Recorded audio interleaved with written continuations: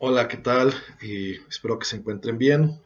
Vamos a seguir en este video hablando en el marco de nuestra clase de antropología filosófica del pensamiento de Friedrich Nietzsche, un autor al cual comenzamos a examinar en nuestra sesión previa, en nuestro video previo y donde apuntalamos algunas cosas. Voy a recapitular brevemente algunas de las más importantes.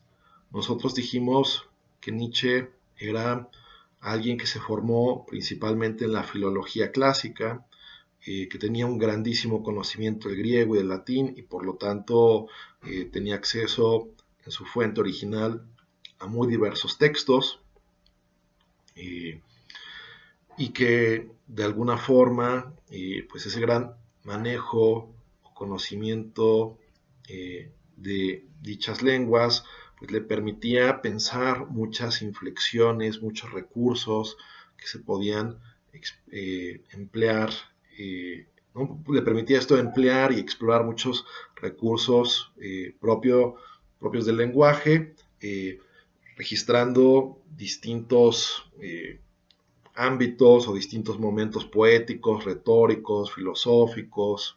Es decir, eso es algo que Nietzsche siempre pone de relieve, ¿no? O sea que el estilo, la forma, el modo de comunicación es muy importante, ¿no? No solo el concepto en su plano más abstracto, en su plano más especulativo.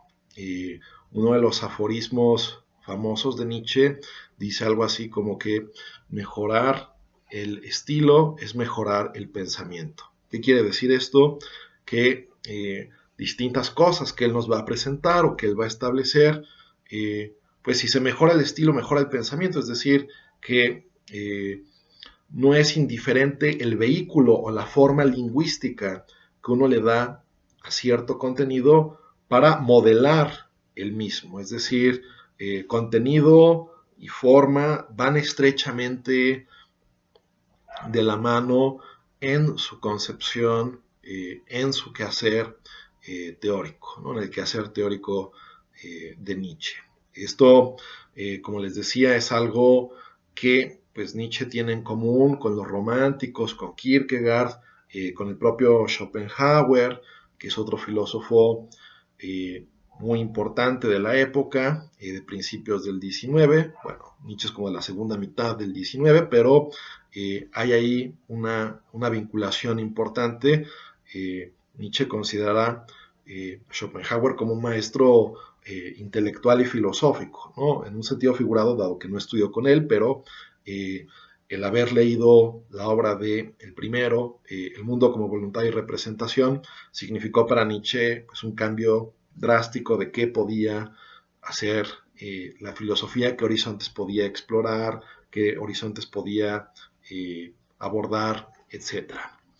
Bien, otras claves importantes, ¿no? A ver, algo que es fundamental es que, y eso se relaciona con lo anterior, Nietzsche va a abogar constantemente desde el nacimiento de la tragedia hasta sus escritos posteriores. Quizás esto, la manera en que lo presenta va cambiando, pero en el fondo se mantiene una noción más o menos estable, y es que para Nietzsche, nosotros, si quisiéramos empuñar nuestra vida, si quisiéramos explorar todo aquello que la misma puede brindar, todo lo que ésta puede ofrecer, pues sin duda habría que concebir la misma como una especie de obra artística, ¿no? Como una obra artística, como un poema que nosotros mismos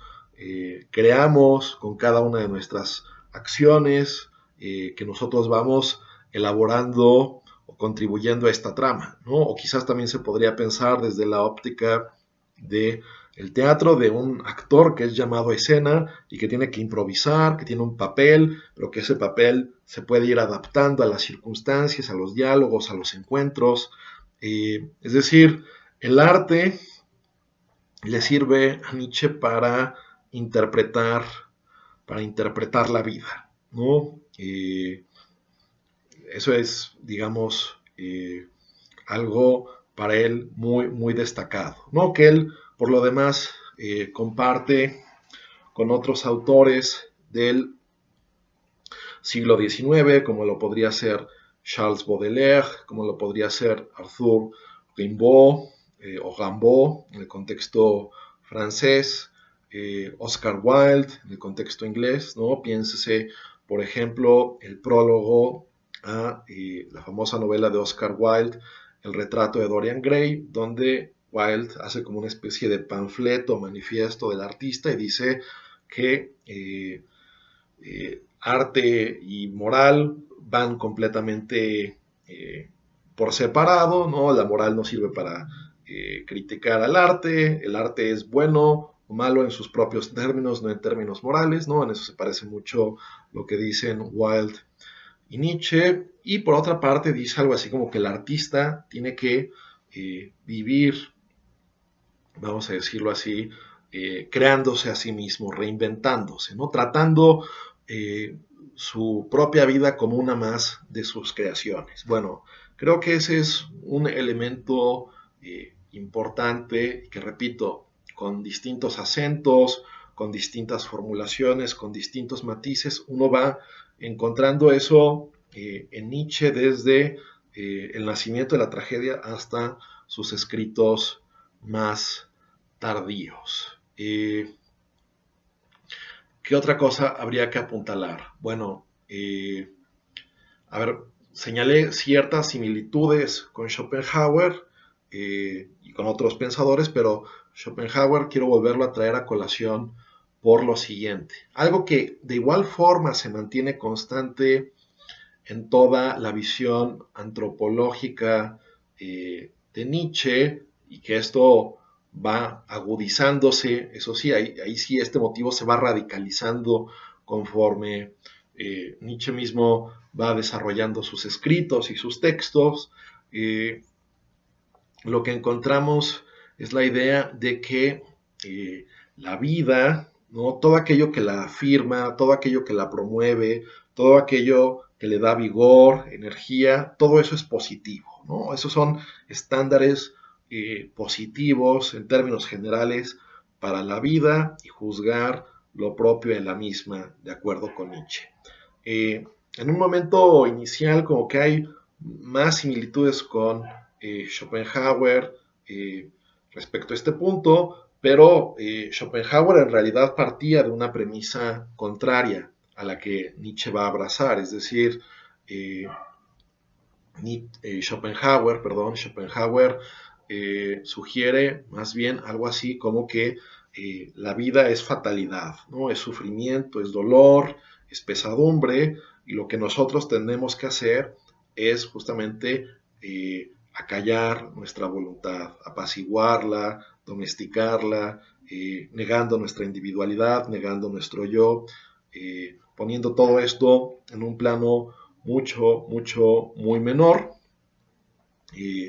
Y si hacemos eso, dice Schopenhauer, pues estaríamos en condiciones de emular aquellos individuos, muy pocos, ¿no? Como los mártires del comienzo del cristianismo o los ascetas budistas, los iluminados, el Buda, etcétera, que llegan a un estado tal que pueden negar completamente su individualidad y están en completa armonía y sintonía, escapando pues, a toda la cadena de sufrimientos que implica la existencia.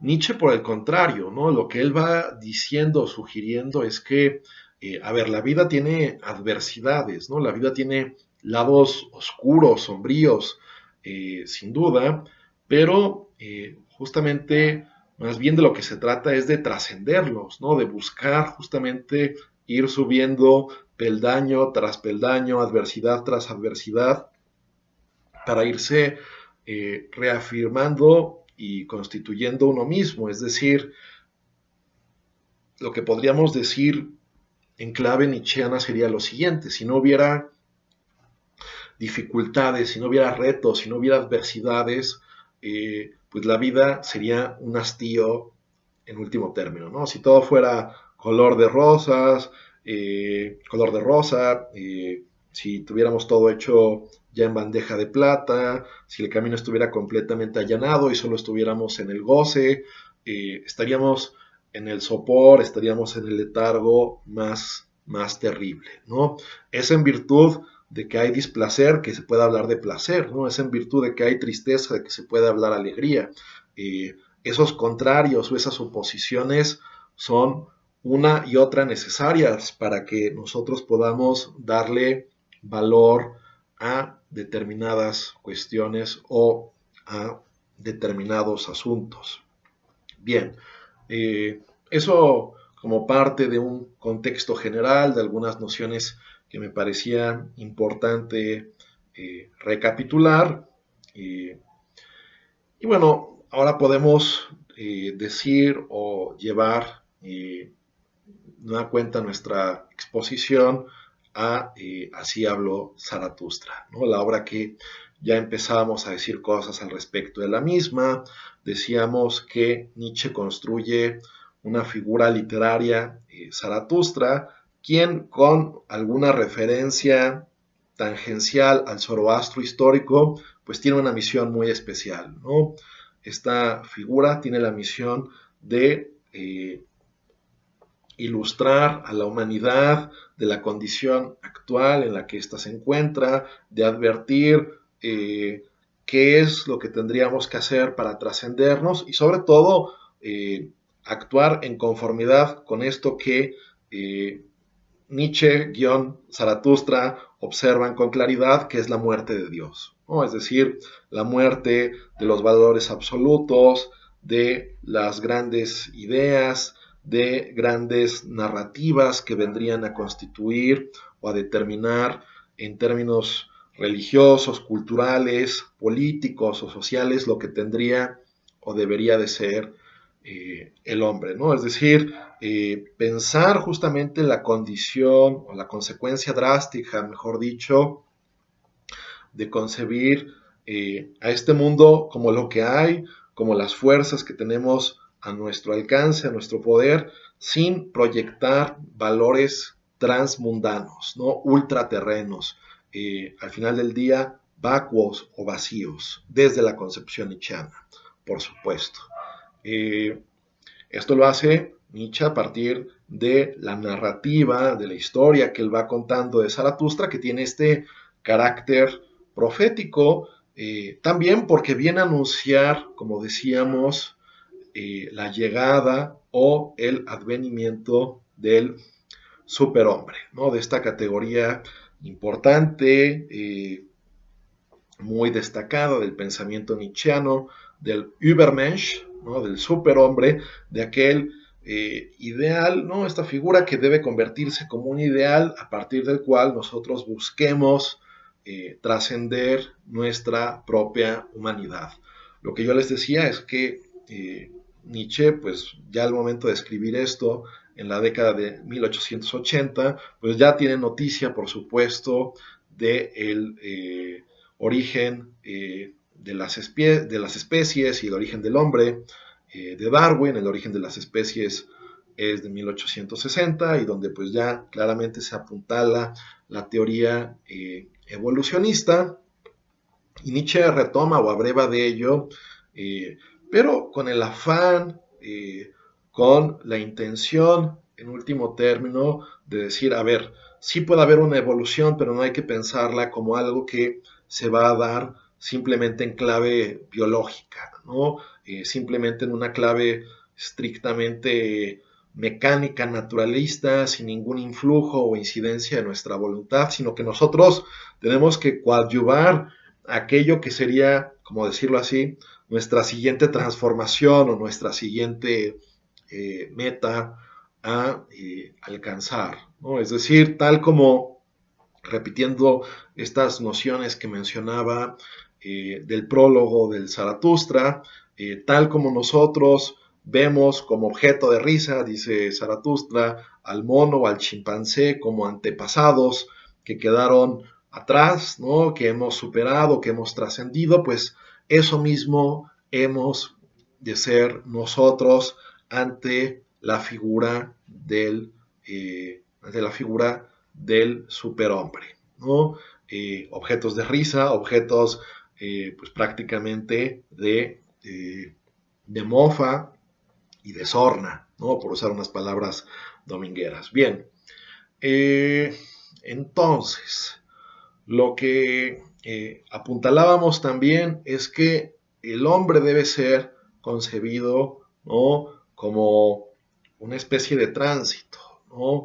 Como una especie de puente o de cuerda que tiende, ¿no? que une a algo, ¿no? Un abismo, a se plantea o se establece por encima de un abismo y que es peligrosa, ¿no? Que es un recorrido difícil, arduo, pero lleva a un destino superior, y ese destino superior, como decíamos, tendría también como consecuencia afirmar el destino de la Tierra, ¿no? Der Sinn der Erde, así lo plantea Nietzsche, ¿no? El sentido de la Tierra como aquello que debe guiar y que debemos respetar, y que cualquier traición a esto, pues, es lo que en antaño era la herejía o la blasfemia o la apostasía, etcétera, ¿no? En un mundo en el cual Dios ya no ha de jugar ese papel y todo recae sobre el hombre y lo que éste puede hacer y lo que éste puede crear y lo que éste puede transformar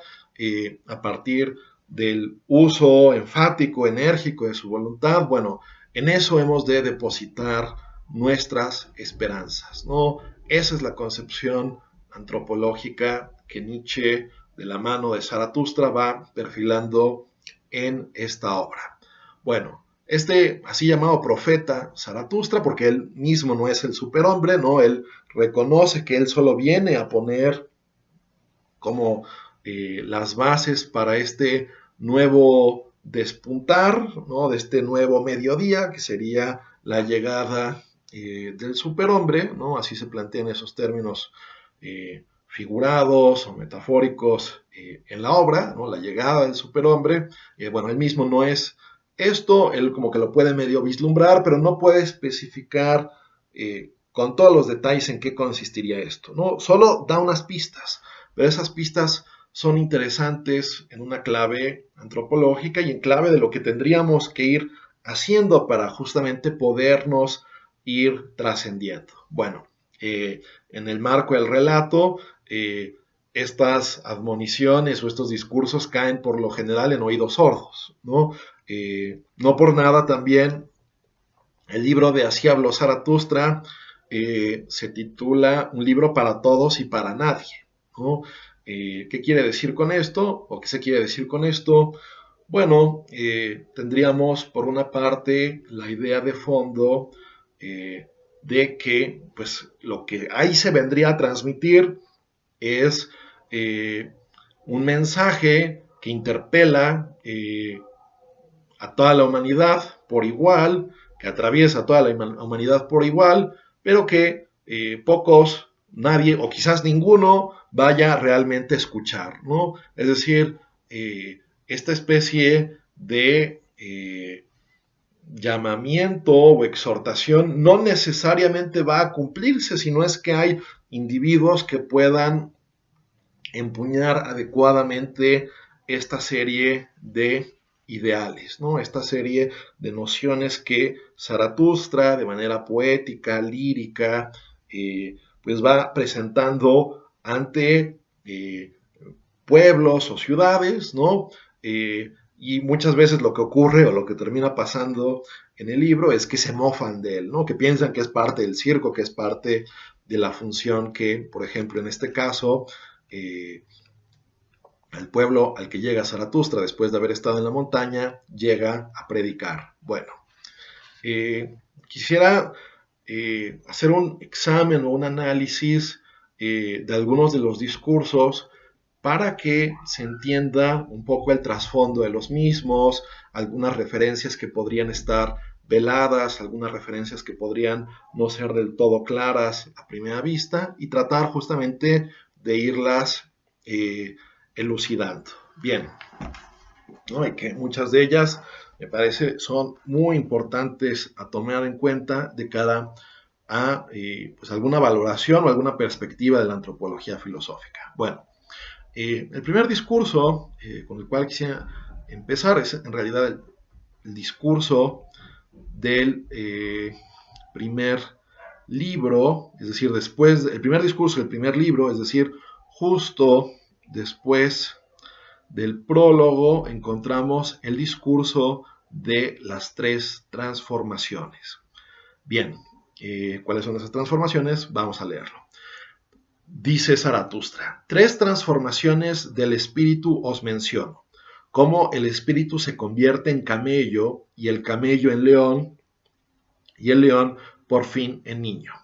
Hay muchas cosas pesadas para el espíritu fuerte, de carga en el que habita la veneración. Su fortaleza demanda cosas pesadas e incluso las más pesadas de todas. ¿Qué es pesado? Así pregunta el espíritu de carga y se arrodilla igual que el camello y quiere que lo carguen bien. ¿Qué es lo más pesado, héroes? Así pregunta el espíritu de carga para que yo cargue con ello y mi fortaleza se regocije. ¿Acaso no es humillarse para hacer daño a la propia soberbia, hacer brillar la propia tontería para burlarse de la propia sabiduría? ¿O acaso es apartarnos de nuestra causa cuando ella celebra su victoria, subir a altas montañas para tentar al tentador? ¿O acaso es alimentarse de las bellotas y de la hierba del conocimiento y sufrir hambre en el alma por amor a la verdad? ¿O acaso es estar enfermo y enviar a paseo a los consoladores y hacer amistad con sordos, que nunca oyen lo que tú quieren? ¿O acaso es sumergirse en agua sucia cuando ella es el agua de la verdad y no apartar de sí las frías ranas y los calientes sapos? ¿O acaso es amar a quienes nos desprecian y tender la mano al fantasma cuando quiere causarnos miedo? Cuando todas estas cosas, las más pesadas de todas, carga el espíritu de carga, semejante al camello que corre al desierto con su carga, así él corre a su desierto. Bueno, aquí algunas cuestiones importantes, ¿no? Es decir, con este diálogo, con esta figura simbólica del camello, pues Nietzsche nos quiere decir o enfatizar el peso que llevamos nosotros a nuestras espaldas, ¿no? Que llevamos cargando, que llevamos arrastrando, es decir, nosotros pues somos herederos de una determinada tradición, somos herederos de unas determinadas perspectivas culturales, políticas, sociales, y para nosotros poder dar pasos más adelante, ¿no? En busca de una individualidad, tenemos que asimilar muchas cosas que nos han sido legadas o transmitidas, ¿no? Incluso a modo de una disciplina férrea, ¿no? Incluso a modo de imposiciones. Ahorita llegaremos un poco más a esto. Pero en cualquier caso, me parece que el discurso es interesante porque hace alusión a cierta referencia histórica, cultural, social, que llevaría el ser humano siempre a sus espaldas, siempre a cuestas, ¿no? Nadie se hace absolutamente desde cero. Nos constituimos a partir de educación, de lenguaje, de prácticas comunes, de valores heredados, de determinadas directrices políticas, y es en virtud del seguimiento de todas estas cuestiones que vamos perfilándonos hacia un paso más allá. Pero sin ese proceso de ser camellos, de llevar las cosas a cuestas, de llevar las cosas a las espaldas, cualquier otra cosa siguiente sería imposible, ¿no? O sea, la capacidad de transmitir y llevar a las espaldas, llevar a cuestas, es parte de pues una concepción del ser humano como un ser histórico, cultural y social. Bueno, ¿qué es lo que sigue en esto? Continúa leyendo el discurso. Pero en lo más solitario del desierto tiene lugar la segunda transformación. El león se transforma aquí en león se transforma aquí el espíritu. Quiere conquistar su libertad como se conquista una presa y ser señor en su propio desierto. Aquí busca a su último señor. Quiere convertirse en enemigo de él y de su último dios. Con el gran dragón quiere pelear para conseguir la victoria. ¿Quién es el gran dragón al que el espíritu no quiere seguir llamando señor ni dios? Tú debes, se llama el gran dragón. Pero el espíritu del león dice, yo quiero. Tú debes, le cierra el paso. Brilla como el oro. Es un animal escamoso y en cada una de sus escamas brilla áureamente. Tú debes. No, en alemán, du sollst. Valores milenarios brillan en esas escamas. Y el más peligroso de todos los dragones habla así. Todos los valores de las cosas brillan en mí. Todos los valores han sido ya creados y yo soy todos los valores creados. En verdad no debe haber seguir habiendo ningún yo quiero. Así habla el dragón. Entonces, ¿qué es lo que pasa, no? O sea, ¿qué encontramos aquí? O sea, el camello tuvo que convertirse en león, ¿para qué? Para hacer frente a esta bestia, ¿no? Y esta bestia, de alguna manera, dibujada mediante la figura de un dragón, pues encarna los ideales morales, ¿no? Que los ideales morales, tal como los interpreta Nietzsche, vamos a decirlo así, son siempre imposiciones, ¿no? Que hay también, ¿no? O sea, es como una diatriba o una disputa, una discusión con varios frentes, la tradición, pues, de los 10 mandamientos hasta casi casi la moral kantiana, ¿no? De una cosa a la otra podría tenderse cierto puente, pero en realidad todas las cosas que se han impuesto en una sociedad como un valor sagrado, absoluto, incuestionable, tendría en el fondo una naturaleza semejante para Nietzsche, ¿no? Es decir, ¿cuál es la naturaleza de la moral desde esta perspectiva o desde esta óptica? Imposiciones, restricciones, ¿no? Cosas negativas. Tienes que cercenar deseos, apetitos, dejar de lado todo lo que más quieres y ser casi, casi, pues, una especie de persona famélica, ¿no? Sin deseos, sin apetitos, desnutrido, sin apetito sexual, sin ninguna intención o proyecto de vida más adelante. O sea, como si todo en ti mismo fuera pecaminoso y todo debe ser negado y todo debe ser reglamentado y hay de ti donde tú digas yo quiero, ¿no? Que esa es como la pelea entre el león y el dragón, o sea, mientras que el dragón dice autoritariamente, tiránicamente, tú debes, el león busca reafirmar su individualidad, ¿no? Decir yo quiero y yo soy, y una cosa será esa imposición y otra cosa mi designio, mi proyecto de vida, mis estándares, mis anhelos, mis deseos, ¿no? Es decir, la moral, tal como nos la presenta Nietzsche, sería para los seres humanos una especie de caja que los tienen bajo control, ¿no? Que los tienen ahí para que no se salgan, pues sí, de ciertos confines, de ciertos linderos, pero eso es autoritario y eso es imposición. Si hay límites, entonces hay violencia y la moral es para Nietzsche algo que provoca o suscita violencia, ¿no? Por eso hay que rebelarse, por eso hay que ponerla en tela de juicio, por eso hay que contestarla. Hermanos míos, ¿para qué se precisa que haya el león en el espíritu? ¿Por qué no basta la bestia de carga que renuncia a todo y es respetuosa? ¿No? O sea, que era la bestia de carga el camello. Crear valores nuevos. Tampoco el león es aún capaz de hacerlo, mas crearse libertad para un nuevo crear. Eso sí es capaz de hacerlo el poder del león, ¿no? Es decir, hay ahí un momento de destrucción, ¿no? De derrumbar, de destruir, de desmontar, ¿no? Es un momento de lucha, ¿no? Aquí es un drama vital el que se va retratando, el que va cobrando forma, pero ahí se advertía algo, ¿no? O sea, el león es un animal violento, destructivo, que puede aniquilar en un momento dado al dragón o hacerle frente o al menos trascenderlo, pero faltaría un momento positivo, ¿no? Un momento adicional, un momento distinto. Y eso es a lo que se va con la así llamada tercera transformación. Crearse libertad y un no santo incluso frente al deber. Para ello, hermanos míos, es preciso el león. Tomarse el derecho de nuevos valores.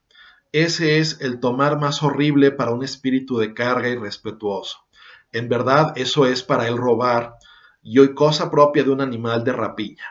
En otro tiempo, el espíritu amó el tú debes como su cosa más santa. Ahora tiene que encontrar ilusión y capricho incluso en lo más santo, de modo que robe el quedar libre de su amor. Para ese robo se precisa el león. Pero decidme, hermanos míos, ¿qué es capaz de hacer el niño que ni siquiera el león ha podido hacer? ¿Por qué el león rapaz tiene que convertirse todavía en niño? Inocencia es el niño y olvido, un nuevo comienzo, un juego, una rueda que se mueve por sí misma. Un primer movimiento, un santo decir sí. Sí, hermanos míos, para el juego del crear se precisa un santo decir sí. El espíritu quiere ahora su voluntad. El retirado del mundo conquista ahora su mundo. Tres transformaciones del espíritu os he mencionado. Cómo el espíritu se convirtió en camello y el camello en león y el león por fin en niño. Así habló Zaratustra y entonces residía en la ciudad que es llamada la vaca multicolor, ¿no? Bueno, esa referencia es como una referencia erudita. También, ¿no? Nietzsche le pega por igual a varias religiones y la vaca multicolor, eso es un pueblo donde supuestamente vivió un tiempo Siddhartha Gautama Buda. Bien, entonces, ¿qué podemos decir de lo que acabamos de leer? Bueno, por una parte, como les decía, así habló Zaratustra, es una especie de parodia de los evangelios, ¿no? Entonces, de alguna forma puede leerse o interpretarse esto de las transformaciones como una especie de parábola, ¿no? Tal como Jesús ilustraba a sus apóstoles, no mediante argumentos, no mediante silogismos, sino mediante parábolas o relatos. Bueno, pues Nietzsche pretendería hacer lo mismo, hacer lo propio a través de esta figura suya del Zaratustra. Bueno, luego lo que encontramos hacia el final es esta figura del niño, ¿no? Que ahí me parece Nietzsche, vamos a decirlo así, se muestra para el lector atento, para el ojo literario atento, como deudor del romanticismo. ¿Por qué? Porque precisamente vamos a decirlo así, el romanticismo, mucho de lo que exaltaba era la infancia, ¿no? Es decir, lo infantil como un terreno sagrado, ¿no? Donde carecemos de prejuicios, donde vemos las cosas con otros ojos, ¿no? Donde todavía estamos, vamos a decirlo así, en una actitud más adecuada o más natural respecto al mundo, respecto a los demás, respecto a nosotros mismos.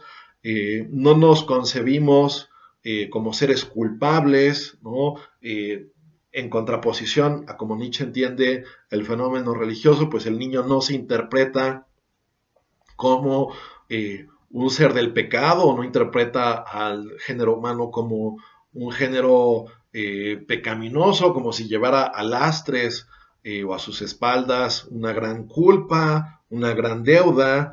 Es decir, el romanticismo exalta eso, ¿no? La infancia como un paraíso perdido que en algún momento dejamos atrás y que sería como una especie de ideal volver a apropiarnos de esto, ¿no?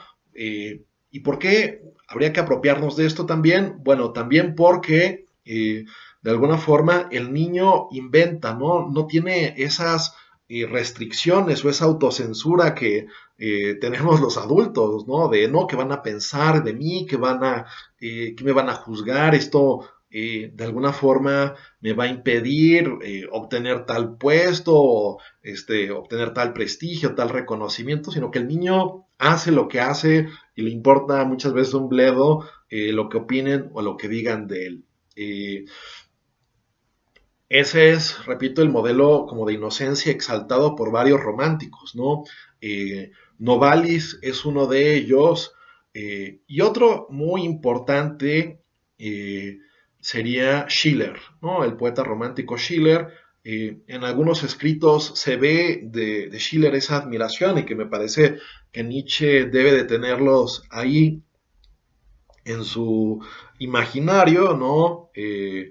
In the back of his mind, ¿no? Por decirlo así, el escrito de poesía ingenua y poesía sentimental, poesía ingenua y poesía sentimental, y el escrito de sobre la gracia y la dignidad, ¿no? En esos escritos, bueno, y también Calias de Schiller y la Cartas para la Educación Estética, ¿no? Ese combo de 4 escritos, allí Schiller hace como una antropología estética, casi casi podríamos decirlo en esos términos, ¿no? Podríamos decirlo de esa manera, donde los seres humanos propiamente se encuentran consigo mismos en la creación del arte, ¿no? Y todos estaríamos convocados, al menos en un principio, a ser artistas, ¿no? A generar belleza, a transformar el mundo, a recrearlo, a reinterpretarlo, a poetizar, ¿no?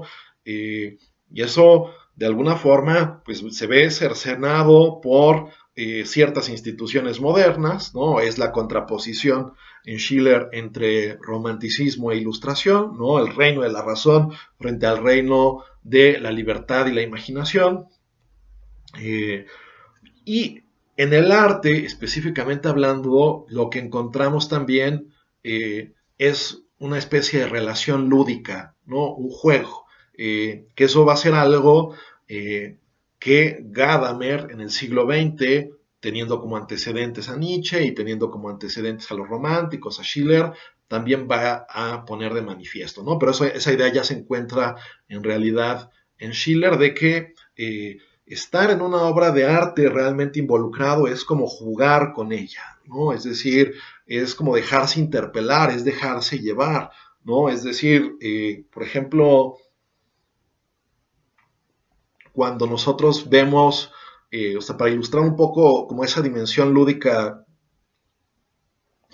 del arte, nosotros cuando vemos ciertas representaciones teatrales o incluso cinematográficas, se da un fenómeno del así llamado suspension of disbelief, ¿no? O sea, eh, cosas que en nuestra vida real o cotidiana diríamos, ah, eso es imposible, eso no es cierto, o nosotros nos preocuparíamos en demasía si tal o cual circunstancia se nos relata, como que en el ámbito del arte dejamos todos esos prejuicios de lado, ¿no? Los apartamos, los ponemos en el trasfondo y nos dejamos interpelar por el genio del autor a través pues de su música, a través de su poesía, a través de su escritura en novela, todo ello tendría un papel y tendría una relevancia. Bueno, ese modelo Nietzsche, como les decía también en algún momento de esta sesión, quiere llevarlo a una clave antropológica para señalar como ese rompimiento frente a esa tradición que nosotros hemos llevado a nuestras espaldas como camellos, ¿no? Que es un punto de arranque, que es un punto para un nuevo comienzo, pero que no podemos quedarnos atados o podemos quedarnos ligados a aquello, ¿no? Entonces, ¿qué es lo que hay que hacer? Crear nuevos valores, escribir nuevas categorías para nuestras propias aspiraciones, para nuestros propios proyectos, ¿no? Proyectos que en última instancia no son otros, sino solo nosotros mismos quienes tendrán que convalidar y llevar a cabo, llevar a plenitud. Bueno, eso a grandes rasgos podríamos decir sobre este discurso, al menos señalando ciertas nociones fundamentales del mismo. Bueno, ahora quisiera pasar, ¿no? El objetivo video es hacer una revisión de 3 discursos. Pero este discurso, el que sigue, de los despreciadores del cuerpo, es un discurso el cual, si no me da tiempo, si me extiendo demasiado con solo el video se centrará en terminar de analizar el mismo, y en el siguiente retomaré otro que tenía pendiente y que les dejé leer, ¿no? Este discurso me parece sumamente interesante por varios aspectos, ¿no? Es decir, Freud más adelante va a estar asociado como esta figura que descubrió el inconsciente, que descubrió cierta dimensión no exclusivamente racional del ser humano, etc. Y se va a llevar como todas las palmas y toda la gloria, siendo que Schopenhauer y Nietzsche ya habían allanado mucho ese camino, ¿no? Ya habían allanado mucho ese sendero, y Freud como que no les daba el crédito, aunque se sabe, ¿no? Está de alguna manera comprobado que pues Freud, por más que no reconociera esa deuda, era pues claramente alguien que le debía mucho de lo que estableció o de lo que subrayó con su psicoanálisis a Schopenhauer y a Nietzsche, ¿no?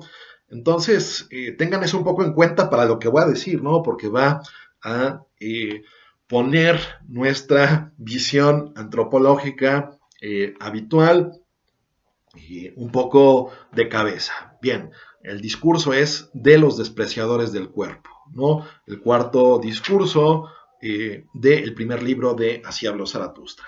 Entonces, ahí va otro de estos discursos. A los despreciadores del cuerpo quiero decirles mi palabra. No deben aprender ni enseñar otras doctrinas, sino tan solo decir adiós a su propio cuerpo y así enmudecer.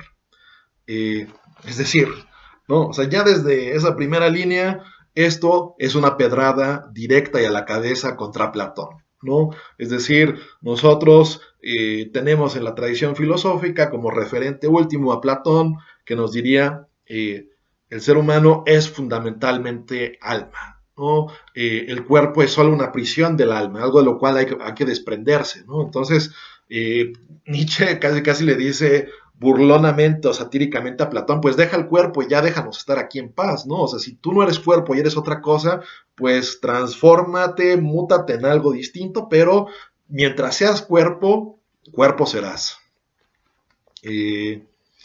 Cuerpo soy y alma, así habla el niño, ¿no? Sigo el discurso. Cuerpo soy yo y alma, así habla el niño. ¿Y por qué no hablar como los niños? Pero el despierto, el sapiente, dice: cuerpo soy yo íntegramente y ninguna otra cosa. Y alma es solo una palabra para designar algo en el cuerpo, ¿no? Aquí es interesante, por ejemplo, el uso de la palabra del despierto, ¿no? Porque Buda significa eso, el despierto, el iluminado. Pero lo que nos enseñan las tradiciones religiosas es que nosotros tenemos otra especie de yo o identidad que trasciende el cuerpo, ¿no? Eso también lo encontramos en categorías religiosas, y Nietzsche nos dice: momento, el verdadero iluminado dice lo contrario. Yo soy cuerpo y no otra cosa. El cuerpo es una gran razón, una pluralidad dotada de un único sentido, una guerra y una paz, un rebaño y un pastor. Instrumento de tu cuerpo es también tu pequeña razón, hermano mío, a la que llamas espíritu. Un pequeño instrumento y un pequeño juguete de tu gran razón. Dices yo y estás orgulloso de esa palabra. Pero esa cosa aún más grande en la que tú no quieres creer, tu cuerpo y su gran razón, esa no dice yo, pero hace yo.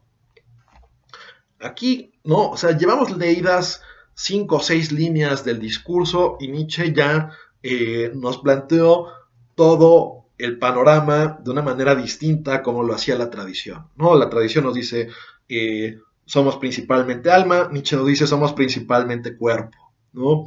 Nos dice, eres una razón, la tradición, eres una pluralidad de razones, nos dice Nietzsche de la mano de Zaratustra. Y esa razón a la cual nosotros entronizamos, que nos dice Nietzsche, decimos yo y estamos orgullosos de esa palabra, pues en realidad el yo es una función del cuerpo. ¿no? Es la manera en que el cuerpo expresa algo. Es decir, Nietzsche ahí invierte la relación, ¿no? Al menos, repito, desde ciertos esquemas. Por ejemplo, aquí valdría la pena traer a cuento, traer a colación el esquema cartesiano, es decir, en Descartes o en Descartes encontramos la idea de que eh, soy o pienso, ¿no? El ego pienso, ego cogito, ¿no? O sea, el pienso, luego existo. Pienso, eh, luego existo. Bueno, eso, dice Nietzsche, no, es más bien al revés, ¿no? Tu cuerpo, la totalidad de lo que eres, se constituye en una función que es tu yo, ¿no? Y tú piensas que el yo está al mando, pero en realidad el yo no es más que una función de todas tus vivencias, de todo lo que has hecho, de cómo te has formado, de cómo te has constituido. Pensamos que el yo lleva la batuta cuando en realidad el yo, tal como se nos presenta en este discurso, sería una función del cuerpo. Por eso, en una línea que les leí, se afirma, tu cuerpo y su gran razón. Esa no dice yo, pero hace yo, ¿no? Ahí es interesante ese giro lingüístico, ¿no? O sea, el cuerpo hace el yo, el cuerpo hace yo. Bueno, si esto es así, repito, se cambia completamente la óptica de lo que tenemos de lo humano. Lo que el sentido siente, lo que el espíritu conoce, eso nunca tiene dentro de sí su final. Pero sentido y espíritu querrían persuadirte de que ellos son el final de todas las cosas. Tan vanidosos son. Instrumentos y juguetes son el sentido y el espíritu. Tras ellos se encuentra todavía el sí mismo. El sí mismo busca también con los ojos de los sentidos, escucha también con los oídos del espíritu, ¿no? Ahí, ¿qué pasa? ¿Qué es esto del sí mismo? ¿No? O sea, el sí mismo, que eso, ¿no? Esto es una traducción al castellano, esto traduce la palabra alemana selbst, ¿no? Selbst, das Selbst, que para buscar algo análogo podríamos pensar en el término inglés the self, ¿no? El sí mismo, ¿no? No es el yo, no, el yo no es lo mismo que el sí mismo. ¿Cuál podría ser como una diferencia entre estas dos cuestiones, ¿no? Entre estos dos tópicos? Bueno, por ejemplo, ¿no? Como les decía, en Descartes tenemos esta noción del pienso, luego existo, el cogito ergo sum, y ahí se entroniza, por ejemplo, al yo como una substancia, ¿no? En Descartes tenemos una antropología donde hay dos substancias, una que es la res cogitans y otra la res extensa. Pero de acuerdo con Nietzsche, esto no es así, ¿no? O sea, no es que haya dos sustancias entendidas de esa manera, ¿no? O sea, hay el famoso problema del dualismo cartesiano, cómo se comunican o cómo se relacionan ámbitos tan disímilmente establecidos, ¿no? Tan disímilmente organizados o con propiedades tan divergentes, ¿no? Bueno, Descartes nos termina diciendo en Las Pasiones del Alma que la glándula pineal del cerebro es agitada por los espíritus animales y eso tiene una repercusión en los nervios y que eso permite como el enlace de esas dos sustancias, ¿no? La que sería el alma y la que sería el cuerpo. Bueno, esa explicación nunca ha convencido a nadie, o bueno, no sé, quizás en la época sí, pero desde hace mucho tiempo ya no convence a muchos, ¿no? De que la glándula pineal sea casi casi como aquello que aloja al alma en el cerebro. Pero en cualquier caso, el yo es puesto en un primer plano como si fuese una especie de sustancia por sí misma, o quizás para emplear una palabra, un término filosófico, una mónada, ¿no? Algo como aislado o tenido al alto vacío, si se quiere decir así. Eh, O pensemos también, por otro lado, en Kant, ¿no? Que en la crítica de la razón pura, pues Kant va a hablar del yo empírico y el yo trascendental, ¿no? El yo empírico, pues es esta como concepción de mí mismo a partir de mis estados psicológicos, a partir de mis vivencias, a partir de mi educación o de mi cultura, lo que sea, pero debe haber como una especie de yo trascendental que sea como una función, vamos a decirlo así, a partir de la cual todo pensamiento que quiera acreditarse como pensamiento ha de comparecer. No puede haber un pensamiento que no sea de alguien, ¿no? El pensamiento tiene que estar estructurado en términos de representación, en términos de intuiciones espaciotemporales, y eso tiene que constituirlo un yo. De forma tal que Kant llega a decir en la crítica de la razón pura que el yo debe acompañar a todas mis representaciones, ¿no? Es decir, si yo tengo una representación mental de algo, eso debo podérselo adjudicar o atribuir a un yo. Curiosamente, esta es una especie como de función elemental de lo que sería la mente, ¿no? Lo que sería el ánimo, de acuerdo con Kant, ¿no? El Gemüt. ¿Por qué? Porque casi casi solo lo podemos plantear como una categoría lógica, si se quiere, porque el yo es la condición de todo pensamiento, ¿no? El yo nunca se puede desdoblar y hacer sí mismo objeto de su propio conocimiento, porque el yo es la condición para establecer algo como pensamiento. Entonces, quitar al yo del camino y ponerlo como objeto y yo mismo quedarme con un yo que señale o tematice a ese nuevo yo objeto es imposible, ¿no? Solo a partir de ciertos actos reflexivos como que podemos suponer esta estructura de fondo en nuestra mente. Un poco para ilustrar esto gráficamente, lo que les podría decir es lo siguiente, ¿no? O sea, esta es la explicación gráfica que siempre utilizo para explicar esta noción, pero bueno, no es más que un recurso pedagógico y didáctico, ¿no? Kant obviamente no lo diría en estos términos, pero imaginémonos que nosotros llevamos una cámara cinematográfica por todo el mundo y que en ese mundo no hay nada así como reflejos ni espejos, ¿no? No hay algo que te refleje a ti mismo, ni no hay nada en lo cual tú te puedas con tu cámara grabar a ti mismo, ¿no? O sea, tu mirada como cámara siempre está vuelta hacia las otras cosas, ¿no? Pero no hay algo que como tal te permita desdoblarte y ponerte a ti mismo frente a ti mismo en un sentido absoluto, ¿no? Quizás de una forma muy indirecta, sí, pero no en un sentido absoluto, sino no hay una instancia, ¿no? Que te permita objetualizarte. Bueno, de hecho no la hay en el referencia, ¿no? A esta función que sería el yo,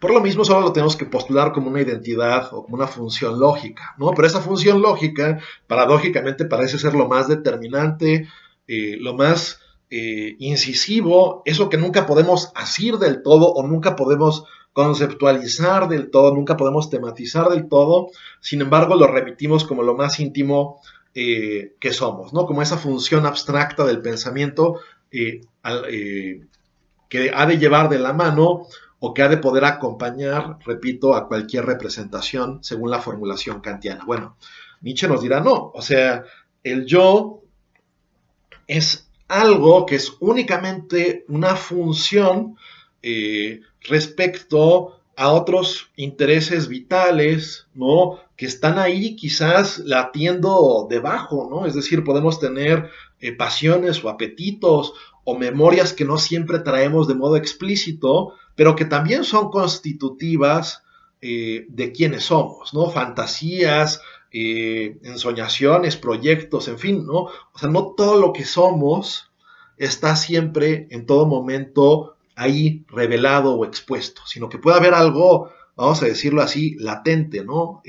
Una especie de río subterráneo que sería una totalidad amplia. Eso es el sí mismo para Nietzsche, y el sí mismo casi casi que tiene una ventanita que es la que es como la punta del iceberg, y eso llamamos yo, ¿no? Y la tradición filosófica ha pensado que esa ventanita es una especie de alma, es una especie de sustancia separada, es una especie de cuestión, vamos a decirlo así, espiritual, una cuestión sobrenatural, pero en realidad eso no es más que una proyección de esa gran razón del cuerpo, ¿no? Esa gran razón, dice grosse Vernunft des Leibes, ¿no? Esa es la expresión nietzscheana, la gran razón del cuerpo, que es este sí mismo, que tiene una función como yo, entre las múltiples cosas que hace y que ejecuta. El sí mismo escucha siempre y busca siempre, compara, subyuga, conquista, destruye, ¿no? Aquí les digo como que muchas de estas cosas van haciendo eco, resonancia de el inconsciente freudiano. El sí mismo domina y es el dominador también del yo.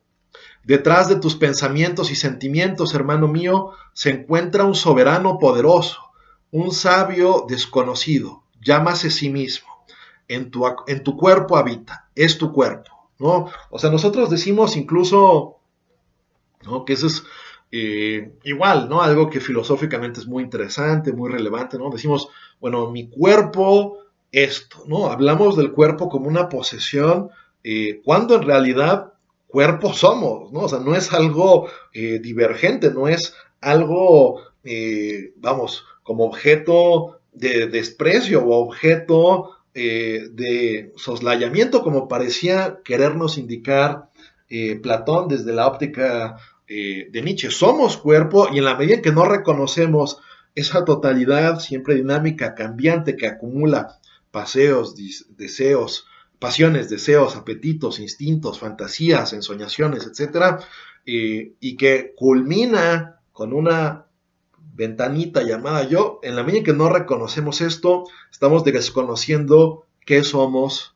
de fondo o qué somos de base. Hay más razón en tu cuerpo que en tu mejor sabiduría. ¿Y quién sabe para qué necesita tu cuerpo? Precisamente tu mejor sabiduría.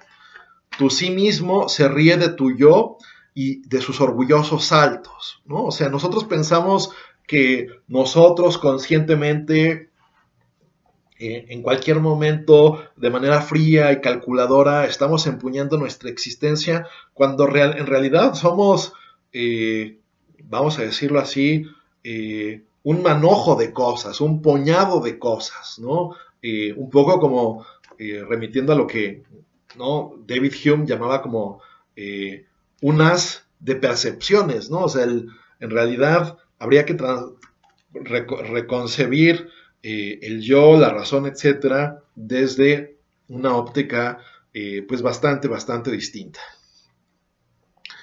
Es decir, en pocas palabras, retomando lo que decía, no es que el yo conscientemente dirima o establezca o prescriba lo que somos en cada momento, ¿no? Es decir, el yo no es más que, repito, una de las múltiples razones que cohabitan en ti, ¿no? Las otras son aquellas que apelan a tus instintos, a tu pasado, a tu futuro, a tus proyectos, a tus vicios, a tus virtudes, ¿no? Y si no te encargas de toda esa totalidad, pues no vas a llegar a ser quien eres, quien estás convocado a ser, ¿no? Ahí me permito hacer una referencia a esta noción de Píndaro, ¿no?, que Nietzsche toma de llega a ser quien tú eres, ¿no? Que después en el contexto latino se traducirá esto como amor fati, ama tu destino, ama tu fatalidad, ¿no? En la medida en que no advirtamos las causas de fondo de todo esto, pues vamos a vivir ilusionados respecto de qué tipo de entidad efectivamente somos nosotros. El sí mismo dice al yo, siente dolor aquí, y el yo sufre y reflexiona sobre cómo dejar de sufrir, y justo para ello debe pensar. El sí mismo dice al yo, siente placer aquí, y el yo se alegra y reflexiona sobre cómo seguir gozando a menudo y justo para ello debe pensar. Es decir, dentro de las múltiples cosas que somos cosas que piensan, ¿no? Casi la razón es una facultad instrumental, ¿no? Para resolver problemas, resolver situaciones, pero determinar si estamos tristes, si estamos contentos, si estamos alegres, ¿no? Pues no es algo que el yo como tal prescriba, ¿no? Por ejemplo, vamos a poner un ejemplo muy pedestre, pero muy significativo. O sea, si a uno lo cortan, ¿no? Pues no es que uno fríamente y racionalmente diga, pues ya, he decidido dejar de sufrir, ¿no? Y chas, ¿no? Ergo, he dejado de sufrir mágicamente, ¿no? O sea, o he decidido ya no llevar esta tristeza a mis espaldas, ¿no? O sea, llevar o no un sentimiento a cuestas tuyas, no es algo que simplemente dependa de un simple chasquido de dedos del yo, ¿no?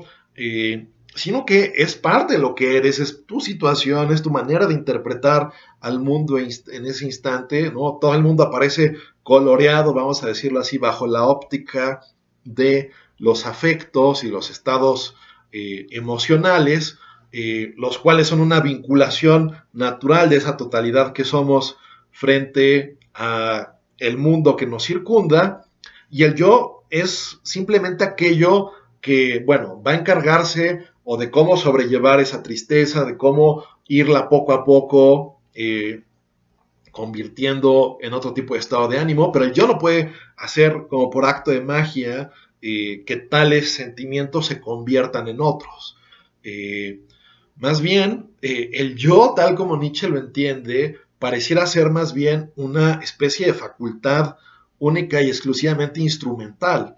Es decir, el yo, vamos a decirlo así, dirime entre distintos medios cuál es el mejor para una meta, y esa meta pues viene casi prescrita por lo que la totalidad de la persona es. Si quiere estar triste, si quiere estar feliz, si quiere seguir siendo miserable, si quiere trascenderse, pero eso no es algo que se establezca o se dirima únicamente a partir de las fuerzas del yo o de la razón abstracta o de la razón pura. En otro escrito de Nietzsche, llamado Sobre verdad y mentira en sentido extramoral, pues este autor señala que la razón podría concebirse con nosotros como lo que son las garras para el león o las alas para el ave, es decir, como un mecanismo de supervivencia, ¿no? Y el error estriba en pensar que ese mecanismo de supervivencia es en realidad el kern, ¿no? The kern, o la semilla o el fundamento pues, de aquello que realmente somos nosotros, cuando en realidad no sería otra cosa que un instrumento, según esta visión. Bien, a los despreciadores del cuerpo quiero decirles una palabra. Su despreciar constituye su apreciar. ¿Qué es lo que creó el apreciar y el despreciar y el valor y la voluntad? El sí mismo creador se creó para sí el apreciar y el desapreciar. Se creó para sí el placer y el dolor. El cuerpo creador se creó para sí el espíritu como una mano de su voluntad, ¿no? Es decir, ya en esa valoración de desprecio al cuerpo, los metafísicos tradicionales han mostrado de qué lado está su corazón y con qué tipo de visión de la humanidad están comprometidos. Una visión que busca cegar nuestra dimensión corpórea, material, casi tildarla de antemano o a priori como algo,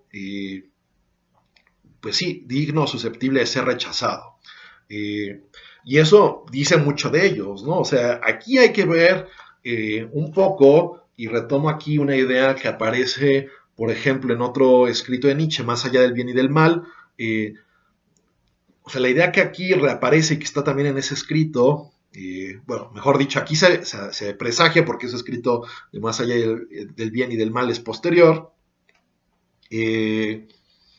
Lo que aquí se presagia es lo siguiente, o sea, cada filosofía, o sea, antes, o sea, nosotros queremos o tenemos como los edificios abstractos de la filosofía, ¿no? Y lo que Nietzsche dice, bueno, ok, sus argumentos y sus razones parecen estar muy bien, pero ¿qué imagen del hombre propone usted al final del día? ¿No? O sea, ¿con qué tipo de imagen o concepción o noción del ser humano está usted comprometido? ¿No? O sea, lo que Nietzsche diagnostica es que los intereses filosóficos de erguir sistemas, teorías, tratados, etcétera, van de la mano de un interés vital de afirmar un determinado tipo de humanidad como ideal válido, ¿no? Es decir, casi como si las teorías filosóficas fuesen una especie de ideología para simplemente justificar visiones de la humanidad que nosotros ya de antemano suscribimos o declaramos o bendecimos como buenas, ¿no? Excluyendo en consecuencia todo aquello que no se adecue o no cuadre con dicho ideal de humanidad. Bueno, Nietzsche hace esa denuncia, ¿no? Bueno, ustedes mismos, señores metafísicos, al decir que no somos cuerpos, sino solo somos materia sutil, o somos alma, etcétera, pues ustedes ya han revelado casi su perversidad, ¿no? Cuando en realidad han desdibujado por entero lo que sería el ser humano. Incluso en vuestra tontería y en vuestro despreciadores del cuerpo, ¿no? O sea, los denuncia enfáticamente. Despreciadores del cuerpo, servís a vuestro sí mismo. Yo os digo, también vuestro sí mismo quiere morir y se aparta de la vida. Es decir, ellos mismos no se dan cuenta que se están cercenando, ¿no? Que se están cortando la mano, que se están cortando los pies al postular que son esa especie de realidad ultraterrena o ultramundana.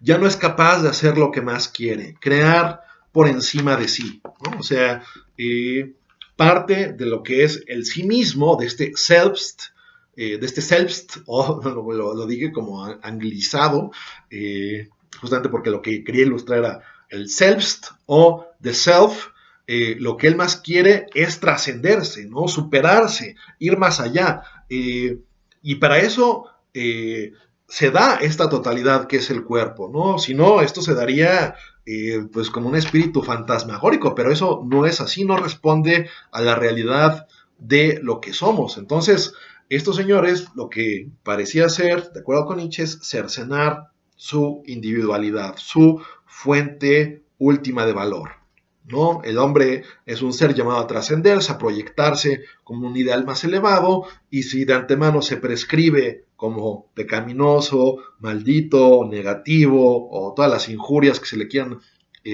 remitir al cuerpo, pues entonces ya la batalla está perdida de antemano. Para hacer esto, sin embargo, es ya demasiado tarde para él. Por ello, vuestro sí mismo quiere hundirse en su ocaso, despreciadores del cuerpo. Hundirse en su ocaso quiere vuestro sí mismo, y por ello os convertisteis vosotros en despreciadores del cuerpo. Pues ya no sois capaces de crear por encima de vosotros, ¿no? O sea, hasta aquí llegó su imaginación, esto es lo más que nos han podido brindar, eso nos ha traído o nos ha conducido al atolladero donde estamos. Entonces es el momento de apartarnos de estos creadores de ilusiones, ¿no? De estos presdigitadores que no han hecho más que incomodarnos, no han hecho más que seducirnos bajo monedas falsas. Y por eso os enojáis ahora contra la vida y contra la tierra, ¿no? Que esa es una categoría clave en Nietzsche, el resentimiento, ¿no? O sea, Nietzsche, dentro de esto que les decía, de que cada filosofía tiene de fondo una especie, o abraza de fondo un ideal de humanidad, pues estos señores lo que hacen es que están resentidos, ¿no? Con su cuerpo, con sus pasiones, les gustaría castigarse, les gustaría amedrentarse, les gustaría casi aniquilarse o cercenarse para hacer otra cosa, pero como no pueden, nos venden este ideal nefasto. Es momento de ir más allá, es momento justamente de reconcebir al hombre como algo que debe ser superado, es momento de buscar pues al superhombre. Y por eso os enojáis ahora contra la vida y contra la tierra, ¿no? El resentimiento. una inconsciente envidia hay en la oblicua mirada de vuestro desprecio. Yo no voy por vuestro camino, despreciadores del cuerpo. Vosotros no sois para mí puentes hacia el superhombre. Así habló Zaratustra. Bien, pues me parece muy en claro, muy elocuente la visión que Nietzsche está presentando. Lo que quisiera subrayar, además de lo que ya dije hasta este punto, pues es simplemente la idea de que, o sea, lo que quisiera añadir es simplemente que se vea como en 2 páginas y media, porque si ustedes revisan esto, Nietzsche hace lo que les acabo de leer, lo que acabamos de revisar, Nietzsche lo hace en 2 páginas y media. En 2 páginas y media Nietzsche es capaz de cambiarnos completamente el esquema, ¿no? De querer sugerir un cambio de chip radical para ya no seguir en el atolladero habitual de la metafísica, de la proyección del alma como la verdadera naturaleza del ser humano, del desprecio del cuerpo, de esta ficción del yo como la auténtica identidad que tengo, cuando en realidad yo soy algo mucho más amplio y extendido que aquello. Soy mi pasado, mi presente, mi futuro, mis proyecciones, mis anhelos, mis memorias que no siempre están ahí manifiestas, pero esto es como un río subterráneo, ¿no? No reconocer esto sería pues una desfiguración de lo que el ser humano mismo es. Bueno, ese es el segundo discurso que quería revisar y creo que sí dará tiempo al menos de revisar algo del discurso de las 1000 metas y de la única meta. Bien,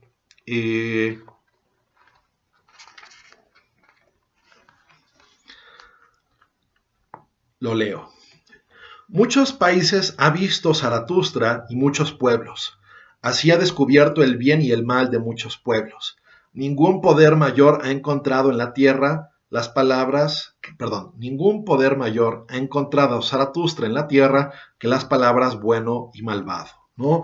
La moral, ¿no? Recordemos la figura del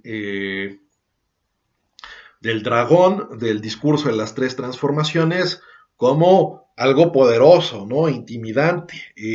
La moral, ¿no? O sea, ser objeto de la censura moral es ser aniquilado, ¿no? O sea, no hay un objeto, un arma más peligrosa, más afilada que la de la moral, dirá Nietzsche, ¿no? Es una arma de destrucción masiva.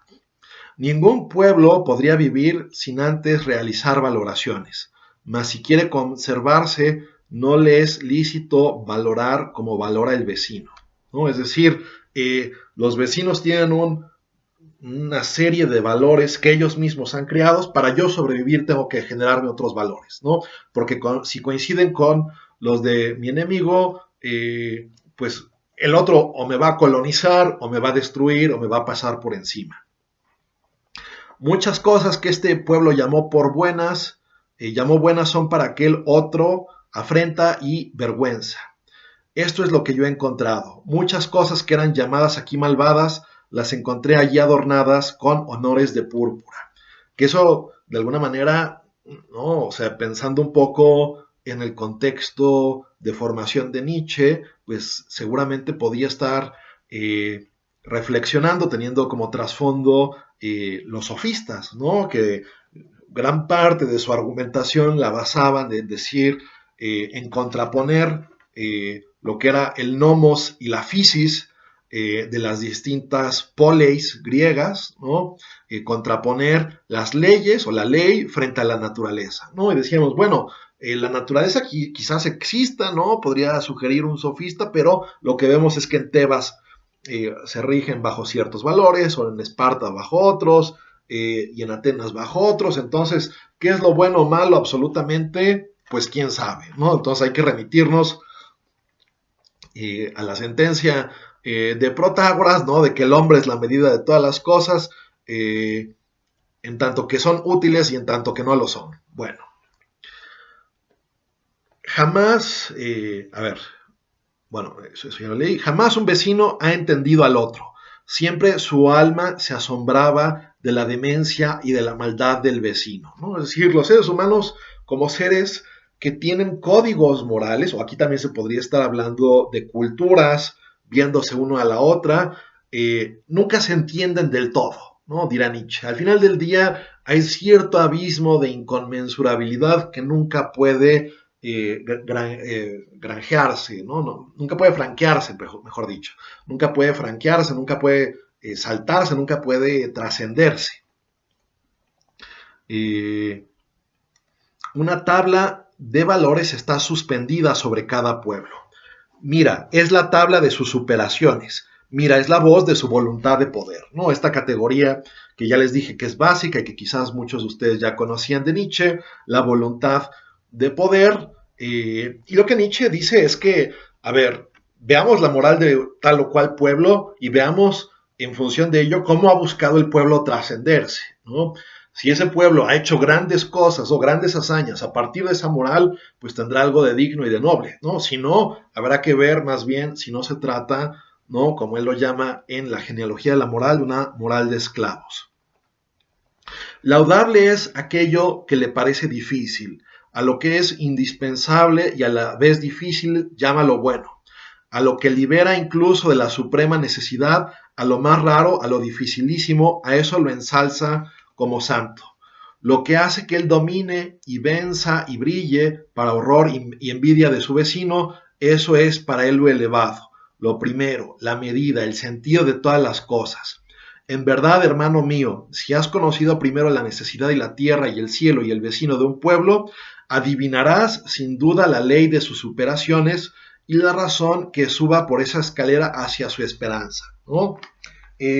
Al final de cuentas, Nietzsche hace, ¿no? Visible o advertible pues toda una serie de cuestiones fundamentales, ¿no? La más fundamental es que bueno y malo no son categorías que siempre se hayan utilizado de forma unívoca, ¿no?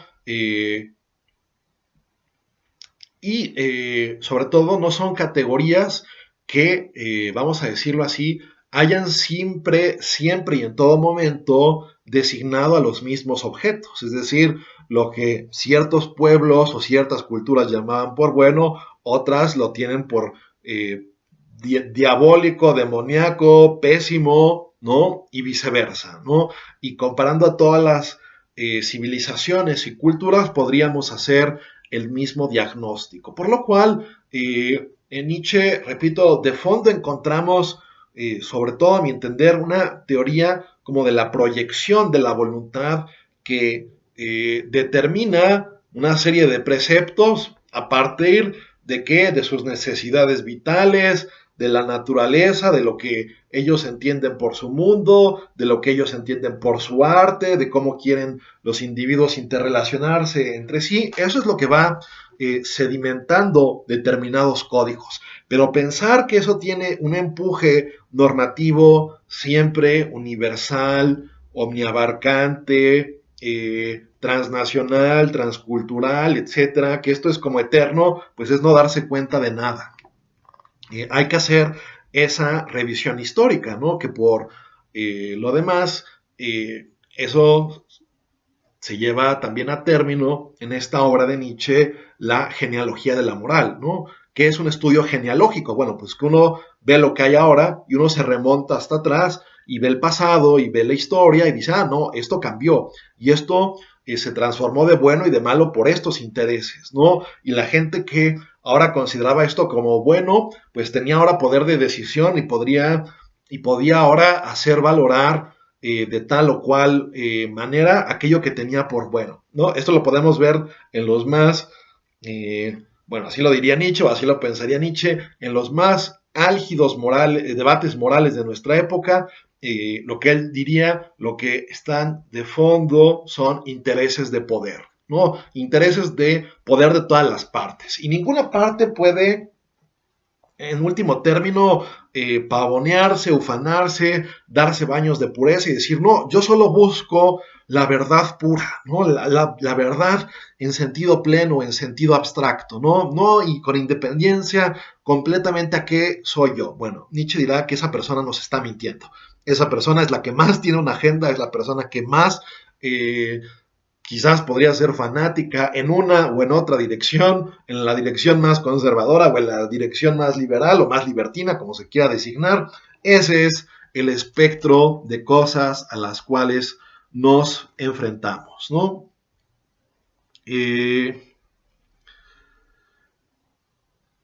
Bueno, y ahí empieza a ser como una revisión de distintos preceptos, ¿no? Que cada uno muy sutilmente alude a una cultura específica, ¿no? Ahí si uno se pone a revisar con detalle y uno puede guiarse un poco por las notas eruditas, ¿no? Del traductor que hace ciertas llamadas a ciertas notas finales, pues dice, no, aquí uno puede identificar este precepto como un precepto de los cristianos, de los judíos, de los griegos, etc.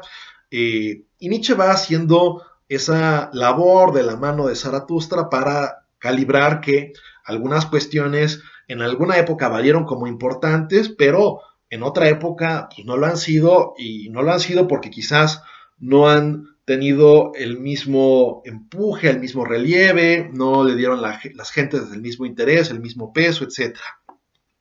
Entonces me voy a saltar un poco y lo que encontramos es lo siguiente en el mismo discurso. En verdad, los hombres se han dado a sí mismos todo su bien y todo su mal. En verdad, no los tomaron de otra parte, no los encontraron. Estos no cayeron sobre ellos como una voz del cielo. Para conservarse, el hombre empezó implantando valores en las cosas. Él fue el primero en crear un sentido a las cosas, un sentido humano. Por eso se llama hombre, es decir, el que realiza valoraciones. Bueno, ahí Nietzsche hace un juego de palabras en alemán que ustedes pueden checarlo de la mano de lo que apunta el traductor. Valorar es crear, oídlo creadores. El valorar mismo es el tesoro y la joya de todas las cosas valoradas. Es decir, valorar, ¿no? Que en alemán hace, ¿no? Nietzsche empleo del término bewerten, ¿no? O sea, valorar, dar un wert, es un valor, ¿no? A las cosas. Bueno, eso es casi casi como crear una escultura, ¿no? O sea, ¿por qué la escultura o por qué una pintura resalta más en uno de sus planos que en otro? Bueno, pues porque esa fue la voluntad del artista, ¿no? Pero hay una voluntad humana de fondo, ¿no? Esto no es al alto vacío, no es como se dice en líneas previas, como algo que bajó del cielo, ¿no? Ahí hay una voluntad humana. Bueno, lo mismo para la moral o la ética, ¿no? ¿Cuáles valores se ponen en un primer plano de relieve? Pues hay que ver cuáles son los intereses, cuál es la agenda, qué es lo que está buscando aquel con quien está uno dialogando. Solo por el valorar existe el valor, y sin el valorar estaría vacía la nuez de la existencia. Oídlo, creadores. Esto es fundamental, ¿no? Esto es relevante. Una línea que cambia o transforma todo. Solo por valorar existe el valor, y sin el valorar estaría vacía la nuez de la existencia. De modo tal que esto es importante. Nietzsche no nos dice que renunciemos a crear valores, ¿no? Pero tal como Picasso, ¿no? Si uno ve su producción artística, pues pasa del periodo azul a lo cubista y después experimenta con eso y vuelve un poco al realismo y después reintegra elementos. O sea, un artista va cambiando, ¿no? Va afinando visiones, va teniendo distintas experiencias y eso va informando con nuevos elementos su visión general del mundo. Entonces, lo mismo pasa con los seres humanos en sus valoraciones éticas, ¿no? Las creamos, las proyectamos nosotros. Y en este valorar y en este crear está reflejada nuestra propia individualidad.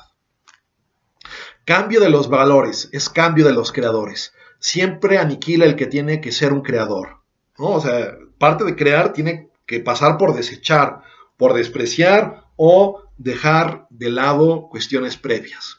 Creadores lo fueron primero los pueblos y solo después los individuos. En verdad, el individuo mismo es la creación más reciente, ¿no? Que eso También lo podríamos concretar un poco con Kierkegaard, que también nos hablaba de esa categoría del individuo, ¿no? O sea, nosotros en el mundo antiguo difícilmente vamos a encontrar como alguien que diga cosas del tipo,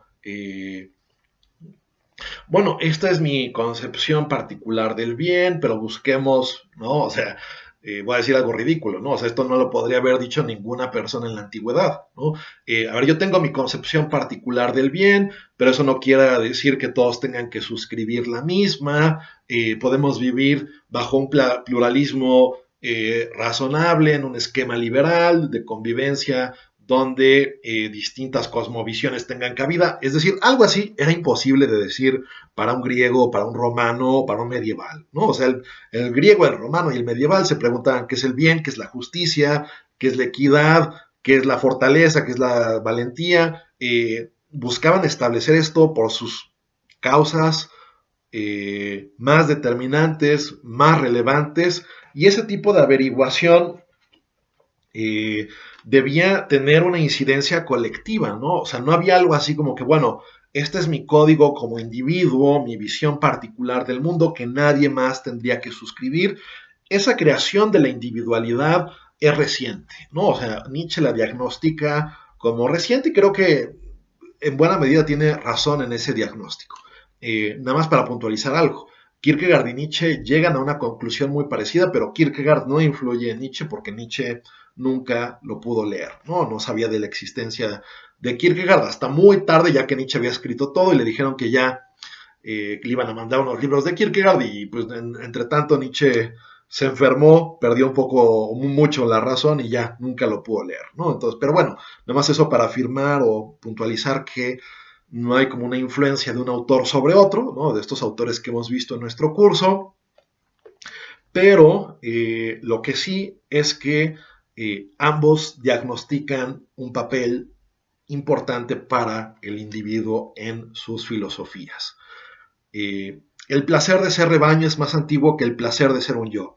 Y mientras la buena conciencia se llame rebaño, solo la mala conciencia dice yo, ¿no? O sea, la mala conciencia también, o sea, aunque el yo o el individuo, mejor dicho, para no mezclar, sobre todo respecto a lo que decíamos de el discurso previo de los despreciadores del cuerpo, o sea, uno casi casi tiene que hacer una apología cuando uno afirma la individualidad, ¿no? Hay un placer por ser rebaño, hay un placer por concordar con la multitud, pero buscar afirmarse, buscar la independencia, la autonomía, es un lastre, ¿no? Y es muy difícil y es arduo, y para hacer eso hay que tener arrojo.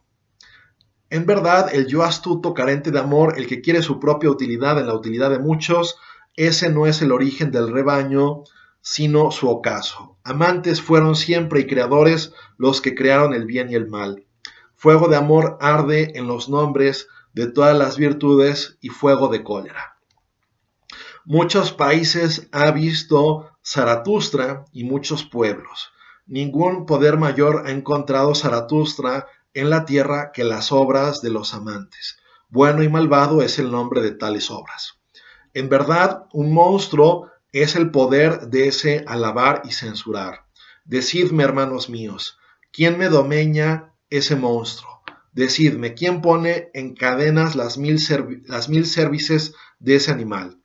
1000 metas ha habido hasta ahora, pues 1000 pueblos ha habido. Solo falta la cadena que ate las 1000 cervices, falta la única meta. Todavía no tiene la humanidad meta alguna. Mas decidme, hermanos, si a la humanidad le falta todavía la meta, ¿no falta todavía también ella misma? Así habló Zaratustra. No, bueno, esa meta última, que todavía no se consolida, que todavía no se plasma, debería ser el superhombre, pero ¿qué cosas específicamente, qué temas específicamente habrían de regir, consolidar su visión del mundo? Bueno, pues Nietzsche deja esa pregunta abierta, ¿no? Para bien o para mal, eso puede ser que eso puede ocasionar que uno haga crítica frente a su planteamiento o su posición filosófica, pero en cualquier caso, eso es a lo que nos arroja, ¿no? Eso es a lo que nos conduce. Una postura filosófica que nos sugiere que el hombre es una meta, es un camino, es algo que tiene que hacer valoraciones para trascenderse, ¿no? Hay que reconocer las valoraciones que se han hecho, tomar postura y partido frente a las mismas, pero a su vez tratar de involucrarnos en una tarea de constituirnos y formarnos a nosotros mismos como individuos y trascender esta mentalidad de esclavos o esta mentalidad de rebaños que aquí también se presenta bajo una luz crítica. En definitiva, pues me parece que el pensamiento de Nietzsche nos pone ante una incertidumbre, ¿no? Nos pone de relieve el papel de la libertad, nos pone de relieve este papel creador que pueden tener los seres humanos, pero a su vez nos abre un horizonte o nos pone frente a un horizonte bastante desamparado o un horizonte un tanto aterrador. Eh, Creo que sobre esto, independientemente, como he dicho, respecto a algunos pensadores que hemos visto a lo largo del curso, sea o no que uno se adhiera al pensamiento nietzscheano, suscriba algunas de sus tesis, en cualquier caso uno puede advertir o puede apreciar que muchas de sus ideas han tenido una repercusión o una vigencia hasta nuestros días y que ya sea que uno la suscriba, repito, o toma partido frente a ellas, uno no puede ser indiferente frente a estas cuestiones y en buena medida la tarea de una antropología filosófica no puede prescindir de un diálogo con figuras como la de Nietzsche. Bien, bueno, pues después de esta revisión del planteamiento de Nietzsche, voy a concluirla aquí, ¿no? Para dar paso en las siguientes sesiones a revisar brevemente el planteamiento de Heidegger y después con un poco más de detalle el planteamiento de Max Scheler, ¿no? ¿Por qué hemos seguido esa línea? ¿No? Les repito un poco cuál era como el hilo conductor que hemos venido siguiendo en nuestra exposición es el de Martin Buber, ¿no? De su libro ¿Qué es el hombre? Empezamos por Kant, a Kant le dedicamos un gran número de sesiones, sobre todo para ver que es un autor tan importante y tan complejo que de alguna manera toca muchísimas de las aristas que se seguirán discutiendo en antropología filosófica, y después esta estela de pensadores que pasa por Hegel, por Feuerbach, por Marx, por Kierkegaard y Nietzsche, para seguir viendo cómo el ser humano se va concibiendo cada vez con algunos aspectos más distintivos y pues la propia complejidad del mismo no es desatendida por estos autores, ¿no? Después de hacer esta revisión del libro, o mejor dicho, de los autores mencionados en el libro de Buber, pues podemos hacer una valoración de lo que este autor estableció en ese libro que ustedes leyeron de antemano, que ustedes pues tienen como una especie de brújula para ver por dónde vamos, y después de que acabemos la revisión de Scheler, podemos preguntarnos si el diagnóstico o las claves que apuntaba Buber eran correctas o incorrectas, y después de ello ya podemos pasar quizás a otras concepciones antropológicas distintas, no mencionadas en el planteamiento de Buber, pero igualmente interesantes e igualmente atractivas. Bien, bueno, pues yo prontamente les haré llegar, o mejor dicho, sí, prontamente les haré llegar el video de nuestra sesión del día, lo que sería el próximo lunes 30, ¿no? Una sesión dedicada al pensamiento de Heidegger. Después vamos a hablar un poco de Scheler. Y bueno, después haremos ese ensayo de revisión, ¿no? De discusión, de ver si nos convence o no esa lectura que había hecho Buber. Bueno, entonces conviene también un poco, digo, no que la vuelvan a leer de cabo a rabo, ¿no? Pero que traten de rememorar o refrescar sus ideas sobre lo que ese autor dijo sobre los autores que nosotros hemos estado viendo a lo largo del curso, ¿no? Y creo que si ustedes hacen ese ejercicio de cotejo, van a ver que en algunas instancias o en algunos puntos, lo que vimos que decía Buber sobre estas figuras quizás podría corregirse o enmendarse en alguna medida. Bueno, hasta aquí el día de hoy, los dejo y prontamente me comunico con ustedes. Para cualquier duda, consulta, inquietud, no dejen de escribirme por Moodle o a mi correo electrónico. Bueno, hasta pronto.